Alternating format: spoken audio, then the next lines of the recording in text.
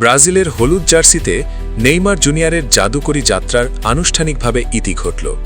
মঙ্গলবার ২৮ জুলাই কোপা সুদামেরিকানায় ইউনিভার্সিফাইড সেন্ট্রালকে ৪-২ গোলে হারানোর পর সংবাদ সম্মেলনে জাতীয় দল থেকে নিজের অবসরের কথা স্পষ্ট ভাষায় জানিয়ে দেন এই তারকা ফরওয়ার্ড। বিশ্বকাপ জয়ের স্বপ্নের ইতি ঘটেছে। আমি চেষ্টা করেছি, সত্যি নিজের সবটুকু দিয়ে চেষ্টা করেছি। তবে এখন সব শেষ। এখানেই আমার শুরু হয়েছিল আর এখানেই শেষ হলো। ২০২৬ বিশ্বকাপের শেষ ১৬তে নরওয়ের কাছে ২-১ গোলে হেরে বিদায় নেওয়ার পর থেকেই অবসরের আভাস দিচ্ছিলেন নেইমার। ওই ম্যাচে ব্রাজিলের একমাত্র গোলটিও এসেছিল তার পা থেকে।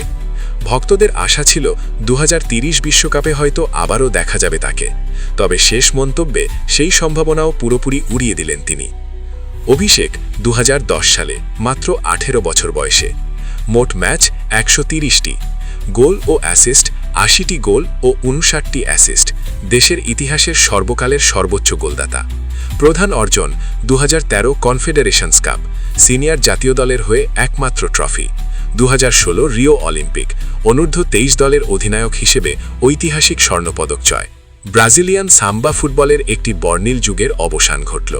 অসাধারণ শৈল্পিক ফুটবল দক্ষতার জন্য মানুষ সবসময় তোমাকে মনে রাখবে।